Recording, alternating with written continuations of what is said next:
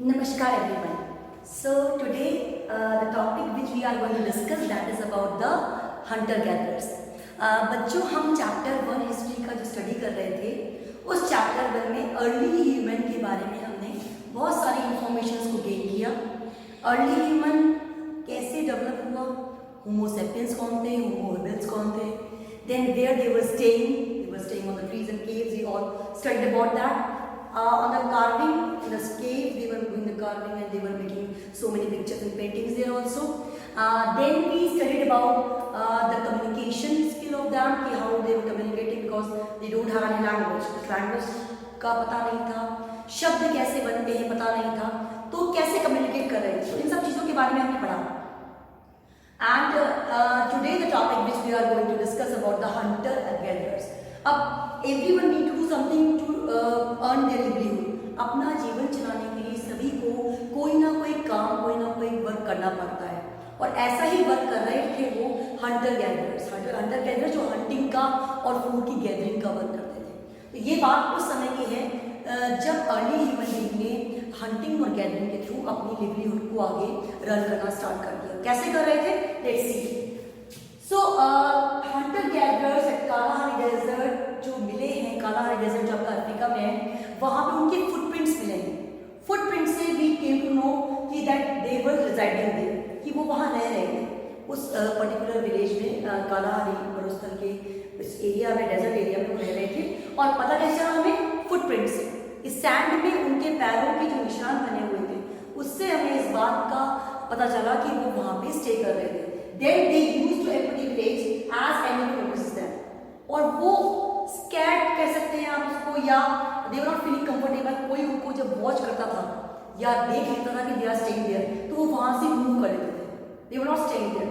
So it was in their habit कि if they are staying in the village and if someone is observing them, कोई उनको watch करता है तो वहाँ से वापस मूव कर देते. So it was the main feature of them. Then coming to next, the Hadza. हड्जा जो एक पर्टिकुलर कम्युनिटी है हंटर गैदरर्स.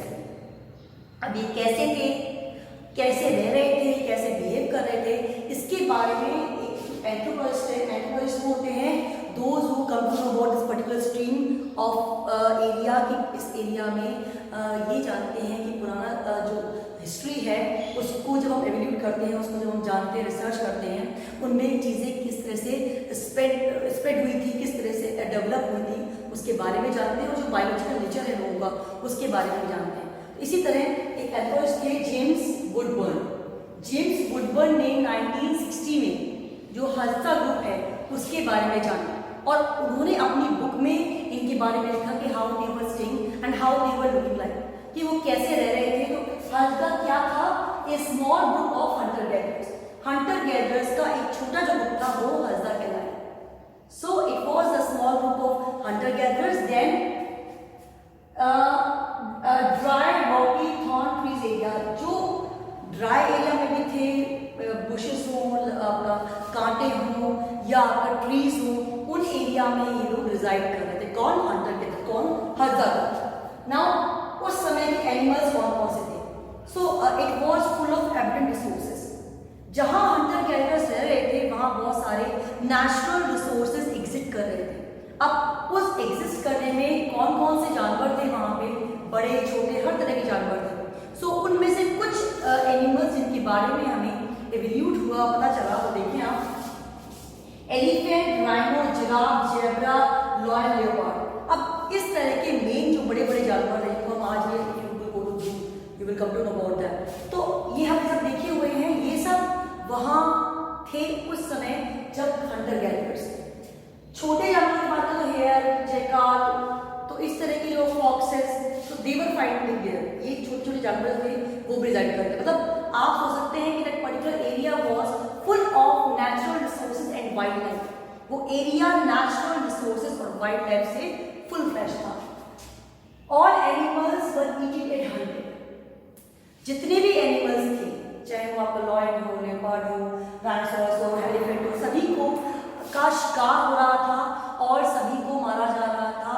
ये this was the main thing of that time. शिकार के बाद उन जानवरों को वो खाया करते थे, ईट किया करते थे. तो मोर कंजप्शन ऑफ मीट का जो मोर कंजप्शन वो जानवरों को मार के किया करते थे। Then again vegetarian food, roots, berries, ये भी उनकी फूड का पार्ट थे। जो हंटर गैदरर्स थे वो फ्लैश ईट तो कर ही रहे थे, वो मांस तो खा ही रहे थे, साथ ही में वो उस समय के जो जंगलों की नेचुरल रिसोर्सेज हैं, चाहे फूड हो, फ्रूट्स हो, बेरीज हो, उनको भी खा रहे थे। अब अलग अलग तरह की वेजिटेबल अवेलेबल थी, 6 ड्राई मंथ के अलग, 6 वेट मंथ जब बरसात होती है तब भी अलग। जैसे हम देखते हैं कि हमारे यहाँ भी जो कई बार जो सब्जियाँ होती हैं सीजनल होती हैं, इस पर्टिकुलर सीजन में एक तरह की वेजिटेबल आती है या दूसरी तरह की नहीं आती है। So in such a manner they were using the various sort of vegetables for the particular month, 6 months में कुछ और, अगले 6 months में कुछ और. So in such a way they were residing there. Now coming to the next particular point, maximum distance of water 5 to 6 kilometre. Hunter gatherers के जाना कि जहाँ रहते हैं, आपने देखा होगा हम जब भी डेंसिटी की बात करते हैं, लोग जहाँ रहते हैं पर्टिकुलर एरिया, उसमें कितने लोग रहते हैं, तो डेंसिटी वहाँ ज़्यादा होती है जो एरिया फर्टाइल होता है, पानी के किनारे होता है, क्योंकि वहाँ से रिसोर्सेज मिलना इजी हो जाते हैं।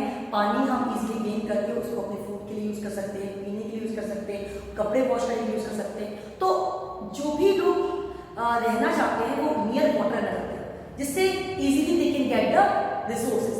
सो इन सच अ मैनर हंटर गैदरर जो थे मैक्सिमम ज़्यादा से ज़्यादा जहाँ वो रह रहे थे वो एरिया 5 से 6 किलोमीटर पानी दूर होगा, और मोस्टली जो कैंप के होंगे 1 किलोमीटर दूर, नॉर्मली 1 किलोमीटर दूर वाटर से वो रहते थे, जिससे कि वो पानी से जो उनकी ज़रूरतें हैं वहाँ पे खेती कर पाएँ या फिर जो फूड ग्रो हो रहा है उसको ग्रो कर पाएँ, like that they were residing in the particular area.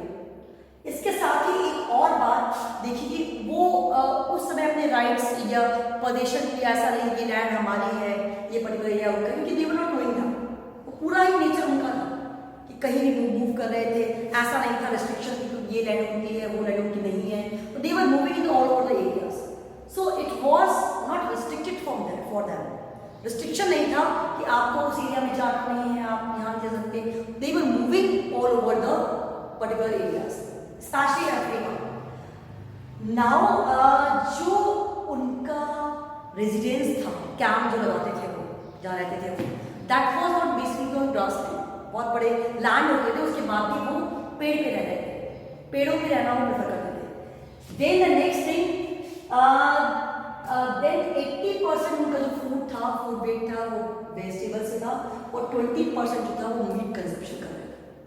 80% वो बेरीज, रूट्स या फ्रूट्स जो भी उनको जंगल में मिल रहे थे उसको कंजप्शन करते थे, 20% हंटिंग से जो मीट मिल रहा था उसे वो खा रहे थे। और they were having very small camps, छोटे छोटे कैंप जो थे पेड़ों पे लगा के दे वर रिजाइडिंग देयर। तो this was the overall view of hunter gatherers. ये हंटर का एक बहुत अच्छा वीडियो है, हम going to send you in WhatsApp group, आप देखिएगा कि यू विल रिजेंबल कि वो कैसे लगते थे, कैसे रह रहे थे, हंटिंग कैसे कर रहे थे, किस एरिया में रह रहे थे, पानी को यूज कैसे करते, each and everything is given there as a picture. When you will see the video, you will be able to resemble the things. आपको वो चीजें और समझ में आएंगी। तो अभी हमने जो पढ़ा एक बार हम उसको रिवाइज कर लेते हैं। क्या था हंटर गैदरर्स का जो सिंबल, जो पर्टिकुलर निशान मिले हैं या रिजेंबल हुआ है, वो है कालाहारी डेजर्ट अफ्रीका में, जहाँ पे सैंड में उनके फुटप्रिंट्स मिले हैं।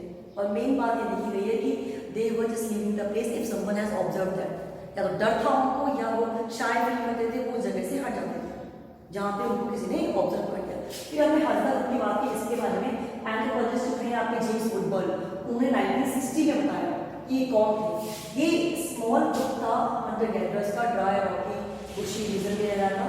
Elephant, rhino, giraffe, zebra, lion, leopard, ये वहाँ के मेन बड़े जानवर थे, छोटे जानवर भी थे। और एनिमल्स पर ईटेड हंटिंग, सारे जानवर को खा रहे थे, हंटिंग कर रहे थे, उनकी वेजिटेबल फूड भी ईट कर रहे थे, रूट्स, बेरीज का। और जो टाइप ऑफ वेजिटेबल फूड है 6 महीने ड्राई सीजन में अलग था, and other month 6 months it were different. Then they were residing nearby the water, पानी के किनारे, पानी के पास रहते थे, मैक्सिमम दूरी हो 5 से 6 kilometre, but normally they were residing the area away from water like 1 kilometre दूरी। Then they discussed that they don't have any right yet. This my land area or what, they were just using all land and no restriction on hunting and gathering. उनके camp थे grass lands में, पेड़ों में रह रहे थे, this was the main thing. And उनका जो फूड कंजप्शन था उसका 80% पार्ट तो आपका वेजिटेबल था, 20% था वो मीट था। स्मॉल स्मॉल कैंप्स बना के रह रहे थे। That's all and this was the glimpse of hunter gatherers at the time हजदा। तो इट्स वेरी इंपॉर्टेंट क्वेश्चन, कई बार आपका एग्जाम में आ भी जाता है, तो हम इसको प्रॉपरली अच्छे से पढ़ेंगे, समझेंगे। किसने ये इंसिडेंट बताया, इसका क्या मेन फीचर्स थे, हंटर गैदरर्स कौन थे, कैसे लिवलीहुड स्पेंड कर रहे थे, this all you need to learn. Book से आप हर चीज़ को, कंटेंट को पढ़ते जाइए, रीड करते जाइए। It will be easier for you to understand the concept when you are studying और reading chapter 9 to 9. So the chapter is interesting one, and by tomorrow we are going to complete this particular chapter. But from starting to end, you need to make the notes of that. Whatever questions I am providing to you, you need to solve the answers in your notebook. So do revise each and everything whatever is going to be taught in the class. Thank you.